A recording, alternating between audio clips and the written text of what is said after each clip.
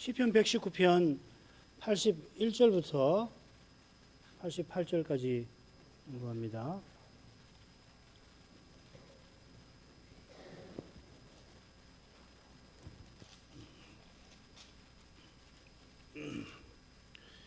나의 영혼이 주의 구원을 사모하기에 피곤하오나 나는 오히려 주의 말씀을 바라나이다. 나의 말이 주께서 언제나 나를 안위하시겠나이까 하면서 내 눈이 주의 말씀을 바라기에 피곤하니이다. 내가 연기 중에 가죽병같이 되었으나 오히려 주의 윤리를 잊지 아니하나이다. 주의 종의 날이 얼마나 되나이까.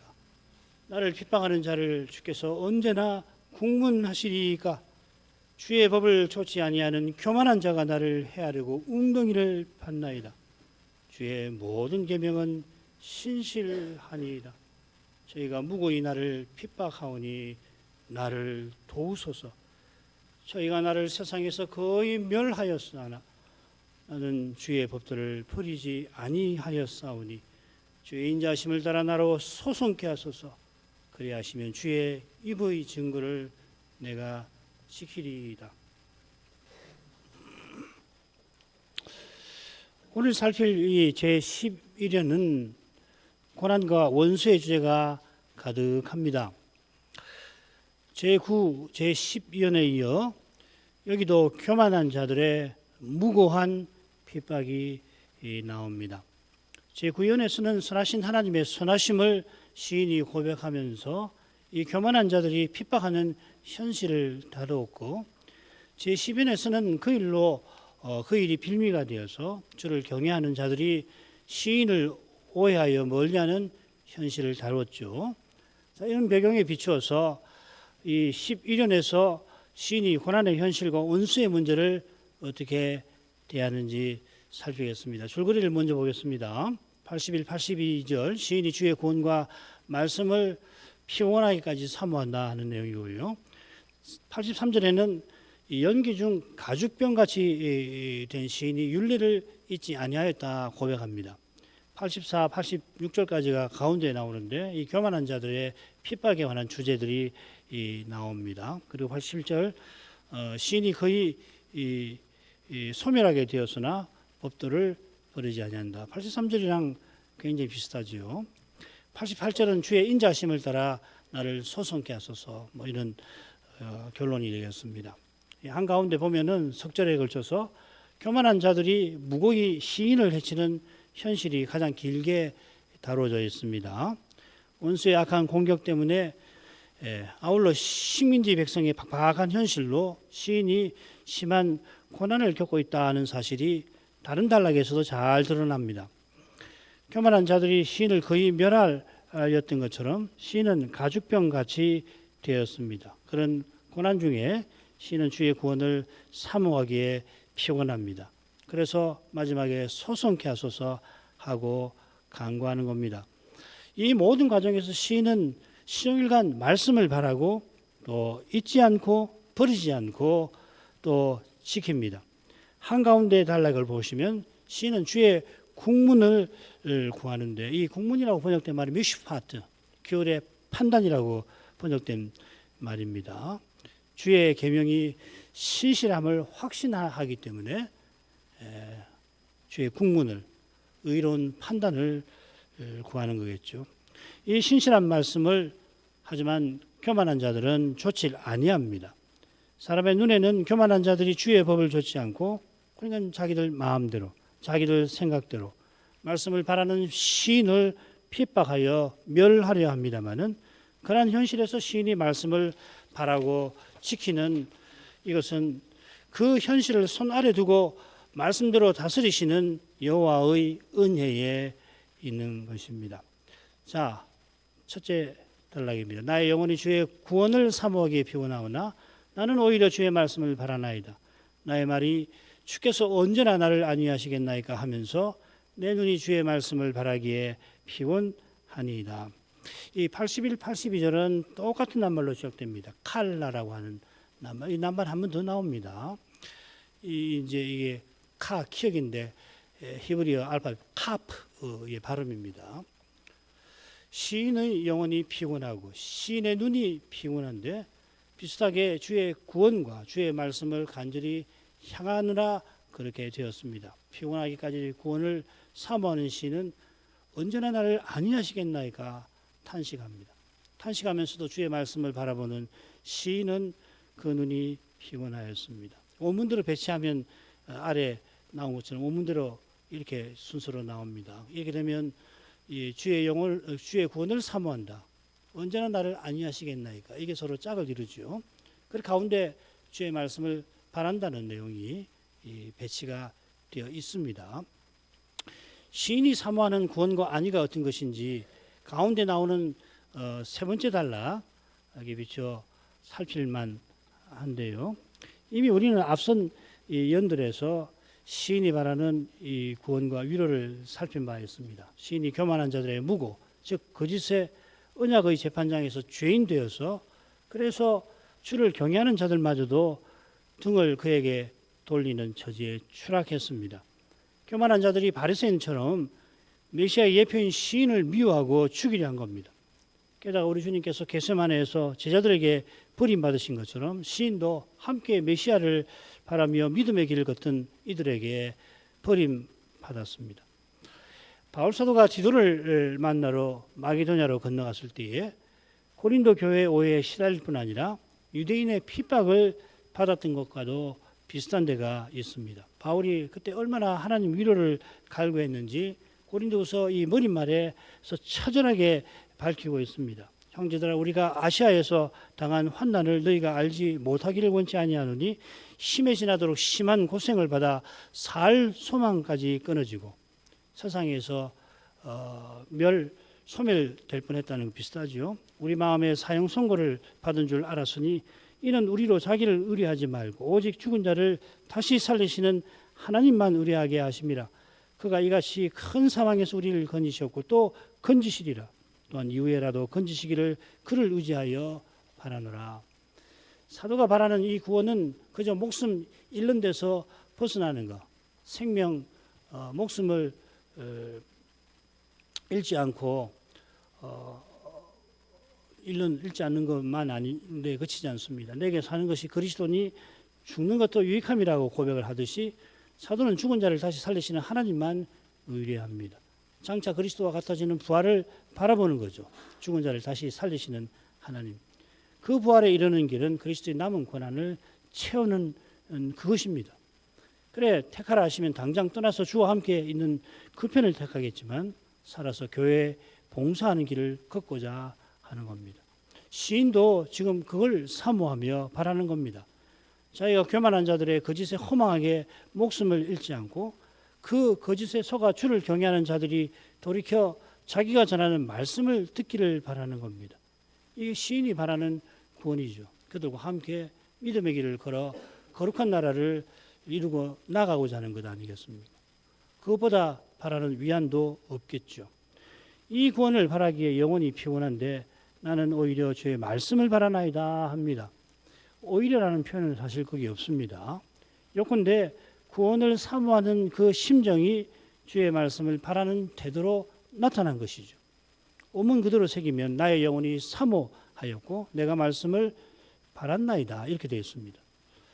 시인이 주께서 말씀하신 대로 구원해 주시기를 간절히 바랐던 겁니다. 이런 태도가 눈의 이미지로 82절에 표현되었습니다. 내 눈이 주의 말씀을 바라기에 피곤하였나이다. 거의 똑같은 표현이 123절에도 이렇게 나옵니다. 내 눈이 주의 구원과 주의 의로운 말씀을 사모하기에 피곤하니이다. 눈이 피곤하다는 말을 왜 썼나? 간절히 기도한 것을 가리키는 것 같습니다.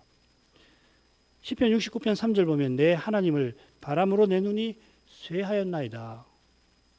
유대인들은 우리와 달리 우리는 고개 숙이고 눈 감고 손을 모아 기도를 하는데 유대인들은 보통은 눈을 들어 하늘을 보면서 기도합니다.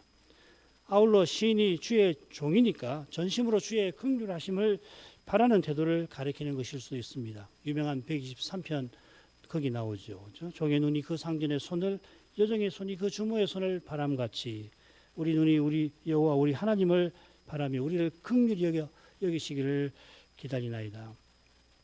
이런 점에서 82절의 그 말씀 임라, 주의 약속을 가리키는 사실에 주목할 만합니다. 주의 약속과 심히 어긋나 보이는 현실에서 사실 특별한 경우만 그런 게 아니라 항상 그렇습니다. 사실은 종종 약속대로 이루어지시는 일이 없지 않죠. 없으면 우리는 못 사니까. 그러나 이 세상 살 때는 늘 심지어 약속이 이루어지는 그 순간에도 완전하게 현실이 부합하는 건 아니지 않습니까? 좀 더 들여다보면은 눈앞의 현실이 말씀과 얼마나 어긋나 보이는가 모를 수가 없는 겁니다. 이걸 보지 못한다는 것은 필시 믿음에 문제가 있는 거죠. 그렇죠? 주께서 자기를 불쌍히 여겨주시고 약속을 꼭 이루어주시기를 간절히 바라는 것이겠습니다. 83절로 갑니다. 내가 연기 중에 가죽 병같이 되었으냐 오히려 주의 율례를 잊지 아니하나이다. 얼마나 그가 피곤했는가. 죽을 만큼 고난을 받고 있는가. 연기 중에 가죽병 통해 짐작할 수 있습니다. 이 이미지는 유목민의 장막 생활에서 나온 겁니다. 유목민은 장막에 살면서 이 포도주 가죽 부대를 장막 위에 메어달고 그리고 장막 안에 따뜻하게 나무를 피워 연기를 자연이 나오는데 그 연기가 가죽 부대를 자꾸 이제 걸르면서 마침내는 이 부드러운 가죽 부대가 말라 비틀어지게 되는 걸 말합니다. 여기 이제 흥미로운 것이 뭐냐면 시인이 사용한 이 연기라는 말이에요. 이게 구약 성경에 3번만 나오는 아주 특별한 의미가 있는 쉽게 말하면 무엇보다 이 주의 두려운 임재에 동반되는 현상을 가리키는 표현입니다. 이 구름, 심판하시는 하나님께서 나타나실 때 동반되는 구름 말입니다. 그럴 때만 쓰는 겁니다. 연기라는 말이 있거든요. 흔히 쓰는 연기라는 말이. 그걸 쓰지 않았어요. 이 이미지는 시인이 그릇 행하여 징계받아 교만한 자들에게 무고히 핍박받는 현실을 반영하는 것 같습니다. 이렇게 해석을 할 수도 있고 좀 더 긍정적으로 해석하는 경우도 있어요. 연단받는 것으로 해석하는 것도 있는데 그런 뜻이 없진 않지만 이 연기라고 하는 표현을 조사해 보니까 이건 매우 고난을 받아 죽게 된 것을 가리킨다는 것을 뜻하는 것 같습니다. 시인이 심한 고난에 선자의 소명을 이루지 못하게 된 현실을 암시하는 것 같습니다. 핍박받아 몸과 마음이 심히 괴롭고 슬픈데 게다가 허망하게 교만한 자들에게 해코지 당하여서 소명을 이루지 못한다면 그게 뭐냐면 주를 경외하는 자들이 말씀을 거부한다면 그보다 슬픈 일이 없죠. 사람이 견디기 힘든 처지에서 시인은 주의 율례를 잊지 아니합니다.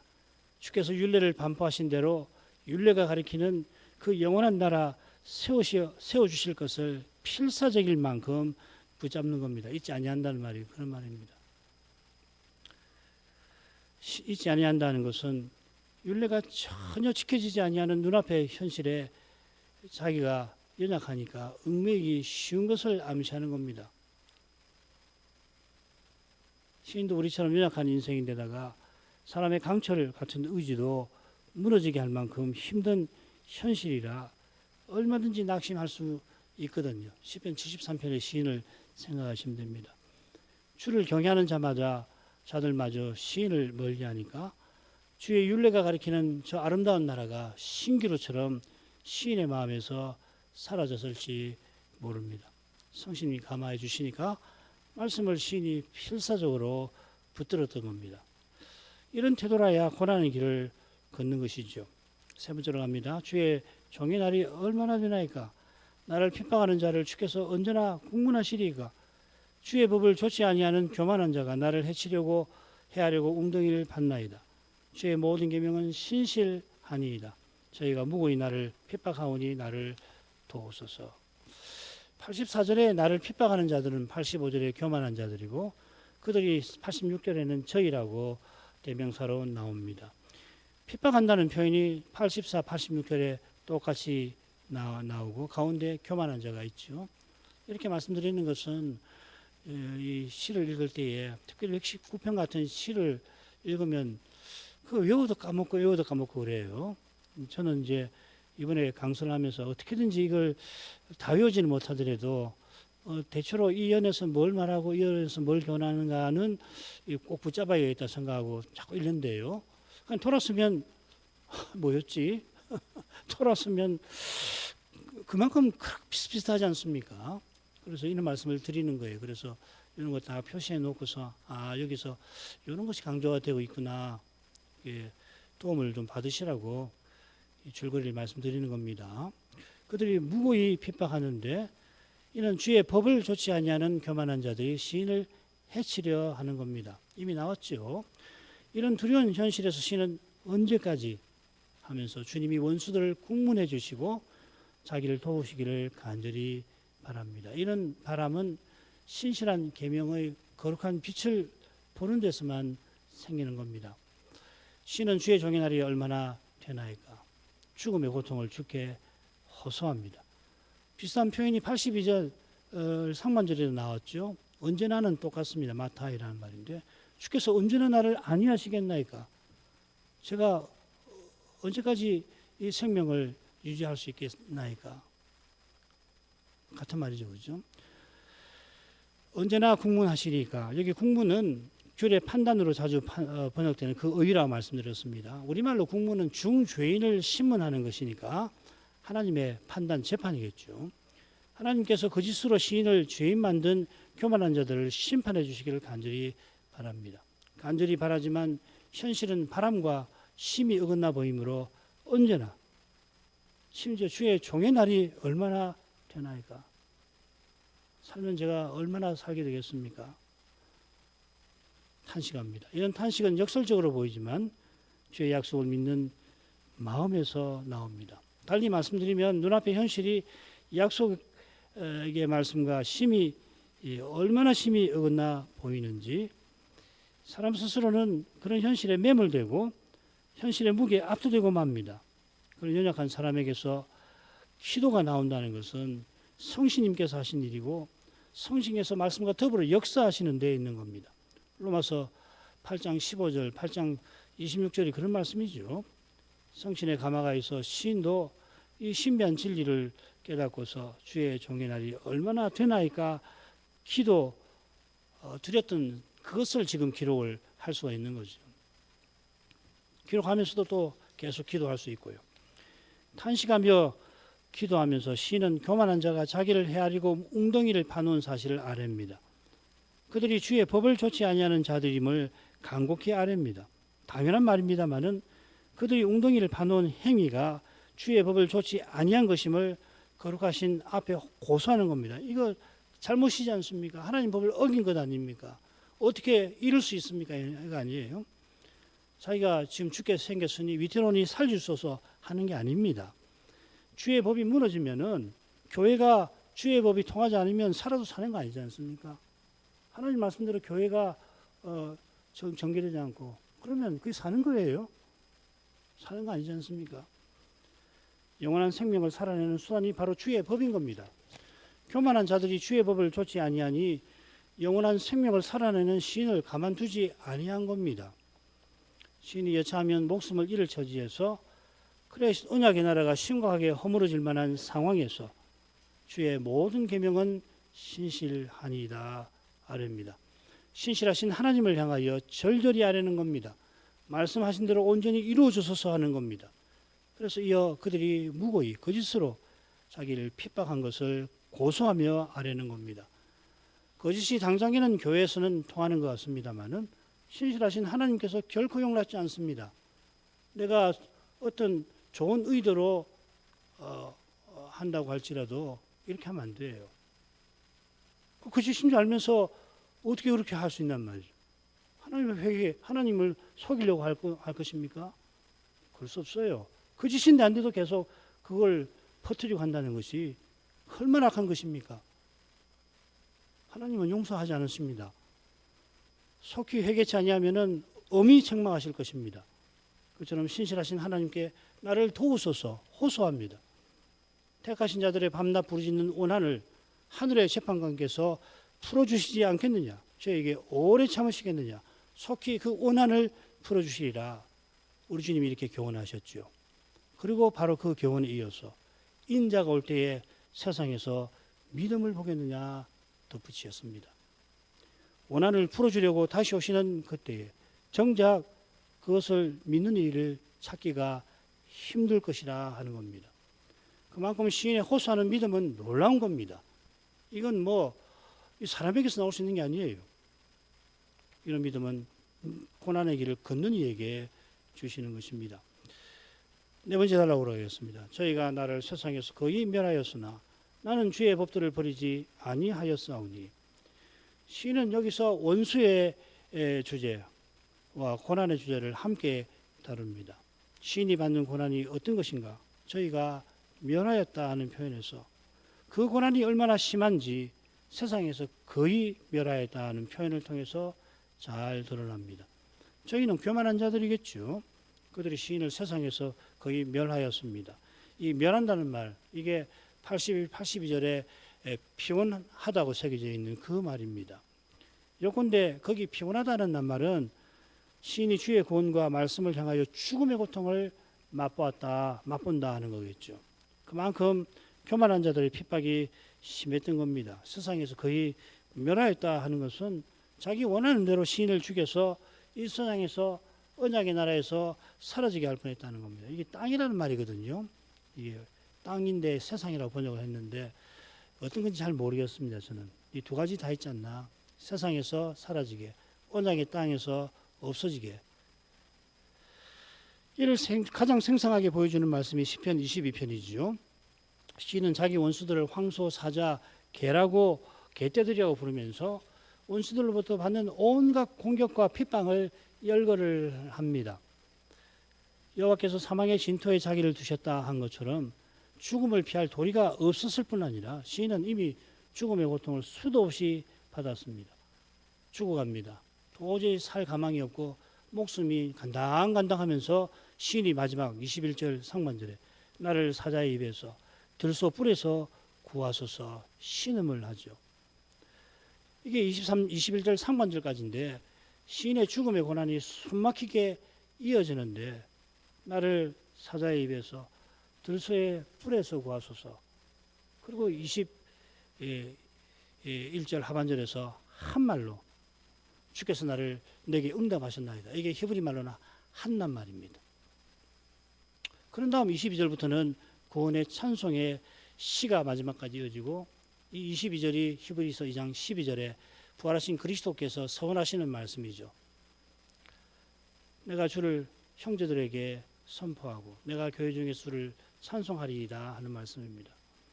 여호와께서 어떻게 구원하셨는지 아무런 설명이 없이 그저 신음하는 시인의 기도를 응답하셨다고만 밝혀 있는데 이건 시인이 거의 소멸하게 될 뻔한 걸 생생하게 보여주는 겁니다.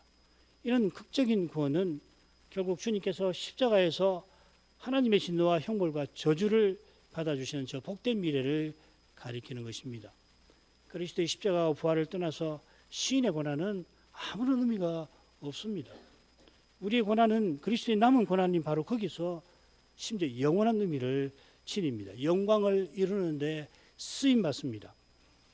시인이 거의 소멸하면서 그러나 나는 주의 법들을 버리지 아니하였나이다 고백합니다. 하나님의 법을 좋지 아니하는 악인이 하나님의 법에 행하는 시인을 거짓으로 세상에서 멸하고 있는 그 현장에서 여호와께서 시인을 권고하셨다는 말이죠. 눈동자같이 돌보신 겁니다. 이 돌보신다는 표현에서 법도라고 하는 피쿠딤이 나왔습니다. 사람의 눈에는 하나님께서 시인을 버리신 것 같은 현실인데도 시인이 하나님의 법도를 버리지 아니한 것은 하나님이 그 고난 중에서도 신비하게 시인을 돌보신 까닭입니다. 인자께서 세상에서 믿음을 보겠느냐 하실 만큼 다시 오시는 시대가 말씀과 가장 어긋나 있을 것입니다마는 인자께서 약속대로 다시 오시는 것처럼 그 약속을 순전히 믿는 신자를 끝까지 그리고 아주 능력적으로 보존하실 거고 확실치는 모르겠지만은 그 시대의 그 신자들의 믿음은 실로 각별하게 만들어 주실 것입니다. 사도 시대나 종교개혁 시대같이 어쩌면 그보다도 더 그 믿음이 각별하게 해주실 것 같아요. 우리의 믿음은 오직 주님의 신실하심에 달려 있습니다. 이런 내용에 비추어 나는 주의 법도를 버리지 아니하였사오니 하고 새겼는데 이거 조금 생각해 보십시다. 시인이 죽음의 고난을 받았지만 자기가 주의 말씀을 버리지 않았습니다. 이걸 들어서 82절에서 하나님께 뭘 요구하는 것이 아닙니다. 그럴 수가 없어요. 게다가 원문에도 아니하여 사오니 하고 새길 만한 낱말이 나오질 않습니다. 많은 영역본을 제가 살펴봤지만 전부 다 아니하였나이다 하고 다 끝나버려요. 번역대로 버리지 아니하여 사오니 번역을 자꾸 고치는 건 좋은 일이 아닌데 그렇게 읽으시더라도 시인이 어떤 상태에 있고 어떤 심정과 태도인지를 알면 공로 내세우는 그래서 요구하는 그런 태도로 이해하지 말 것입니다. 그렇게 읽혀지지가 않아요. 성경 어디를 보십시오. 참된 믿음이 이렇게 요구하는 법이 어디 있습니까? 그건 참된 믿음하고 어울리질 않습니다. 우리의 육신은 그러나 이런 태도를 도무지 피할 길이 없지요. 조그만 틈만 나도 자기 영광을 구하기 쉬운 것이 우리 육신 아닙니까? 자기도 모르게 이런 태도에 취하기가 실로 쉽습니다.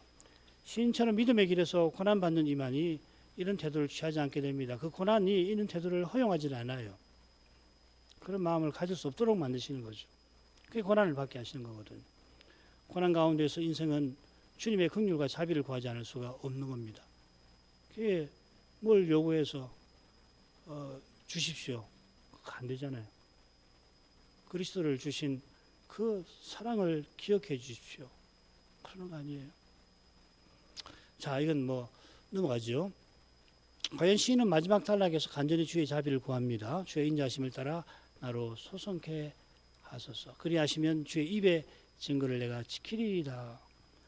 내가 주의 법도를 버리지 않았으니 나를 소송케 하소서 하는 게 아니라 주의 인자하심을 따라 그리해 주시기를 간구하는 겁니다. 주의 인자하심이 제6연에서 주의 구원과 함께 나오듯이 인자하심이라고 하는 것은 주께서 친히 언약을 이루어 언약의 복을 만들어 주시는 사랑이지요. 얻어서 주시는 거죠. 우리 주님께서 십자가에서 의와 영원한 생명을 얻어서 우리에게 주시는 것이 인자하심이죠. 시인이 선자지만 그릇 행하였고 그게 빌미 되어서 교만한 자에게 목숨을 잃을 뻔하고 게다가 주를 경외하는 자들도 시인의 말씀을 듣지 않게 되었을 만큼 인생이 스스로는 구원에 이르질 못합니다. 가장 선한 행위라도 나의 부패가 서려했습니다. 이 부패한 본성은 그런 행위도 얼마든지 악용합니다. 시인은 거의 소멸할 뻔한 현실에서 게다가 동무들에게도 버림받는 처지에서 주의 인자하심을 전심으로 의지합니다. 의지할 것은 인자하신 주님 외에 없습니다. 사람은 의지할 바가 못 되죠. 시인이 말하는 소성은 그저 죽을 뻔한 데서 벗어나는 것만 아니라 주를 경외하는 이들과 함께 여호와를 가까이하며 약속하신 메시아와 하나님 나라를 바라는 겁니다. 외롭지요. 이 시대의 믿음의 길을 가는 것이 얼마나 외로운지 모릅니다. 한 달이 넘도록 정변이 벌어져서 이 정변을 두고서 과거에 대학 다닐 때 함께 신앙생활했던 친구들이 이 단톡방에서 이 정변에 관한 온갖 이야기를 쏟아내고 양극에서 극우적인 발언도 있고 진보적인 발언도 있는데 정말 신자들이 모였는데도 이 엄청난 정변에서 하나님 말씀에 근거해서 참된 진리의 빛을 구하는 태도를 별로 보지 못해서 너무 외롭습니다. 앞으로는 더 힘들겠죠. 더 외롭겠죠.